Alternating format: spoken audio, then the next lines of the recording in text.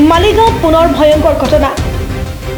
মালিগাঁৱৰ স্বাগত হস্পিটেলৰ সমীপতে সংঘটিত হয় ভয়ংকৰ চুৰি ঘটনা। চুৰি দেখুৱাই চুৰি কৰি লৈ গ'ল সোণৰ অলংকাৰ লগতে টকা পইচা।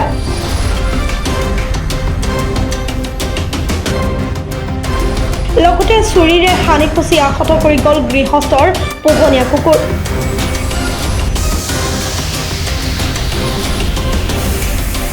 গৃহস্থৰ গৰাকীৰ নাম চিত্ৰালী ভৰদ্বাজ।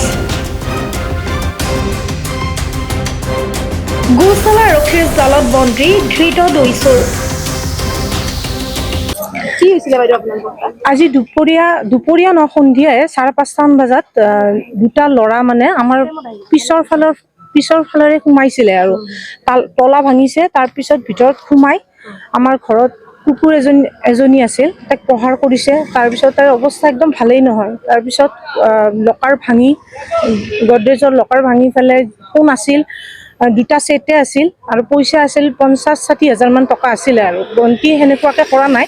50-60 হাজাৰ মান টকা আছিল। গোটেইখিনি লৈছে, লৈ পেলাই মানে জীৱটোক মানে এতিয়া মৃত্যুৰ মুখত থৈ পেলাই ওলাই গৈছে আৰু 5:30 বজাত আহিছে।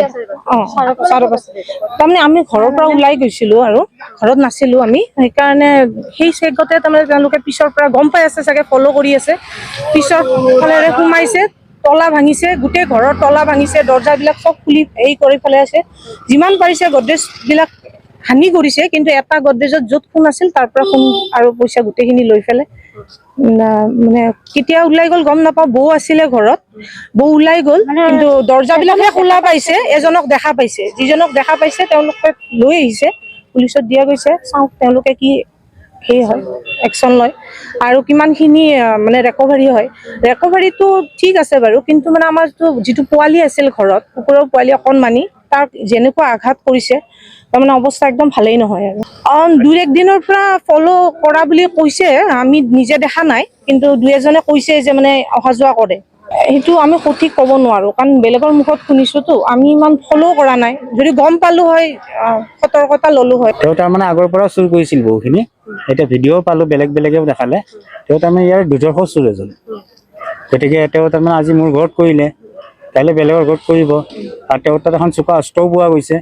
অস্ত্ৰখনেৰে তেওঁ যদি আজি মোৰ মা থাকে ঘৰত অকলে, যদি চোকা অস্ত্ৰখনেৰে যদি মাকো কিবা এটা কৰি দিলে হয়, আমি সকলোখিনি হেৰাই দিব লাগিল হয়। আৰু আমি উচিত ন্যায়টো বিচাৰোঁ। আমি আমাৰ যিখিনি বস্তু আছিল সেইখিনি ৰিকভাৰী হোৱাটো বিচাৰোঁ, আৰু লগতে আইনে যাতে তেওঁলোকক উচিত শাস্তি দিয়ে। তেওঁৰ ওপৰত মানে যাতে মানে বেলেগৰ লগত ঘটনা আৰু পুনৰাবৃত্তি নহয়। গুৱাহাটীৰ পৰা পূজা দাসৰ ৰিপৰ্ট, প্ৰাতঃ টাইম ডিজিটেল। শদিয়াৰ পৰা ধুবুৰীলৈ, বৰাকৰ পৰা ব্ৰহ্মপুত্ৰলৈ সকলোৰে মাজত চিনাকি এটা নাম প্ৰাতঃ টাইম। থলুৱা ভাষা, কৃষ্টি আৰু সত্য বাতৰিৰ আধাৰত প্ৰতিষ্ঠিত খবৰ প্ৰাতঃ টাইমৰ প্ৰতিটো বা বাতৰি পুংখানুপুংখভাৱে চাবলৈ Facebook, YouTube, website, Twitter, Instagram আৰু ব্লগাৰ পেজত লাইক আৰু ফ'ল' কৰক। ধন্যবাদ।